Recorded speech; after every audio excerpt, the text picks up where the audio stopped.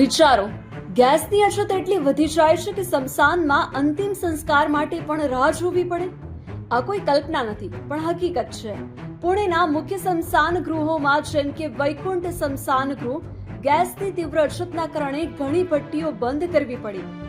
આ અછત પાછળનું કારણ કેન્દ્ર સરકારનો 5 માર્ચનો એક નવો આદેશ છે, જેમાં ઘરેલું વપરાશ ડોમેસ્ટ એલપીજીને પ્રાથમિકતા આપવાનું કહેવાયું છે. આનાથી બીજા સેક્ટરો માટે ગેસનો પુરવઠો ઘટી ગયો છે. પરંતુ ચિંતાની વાત નથી.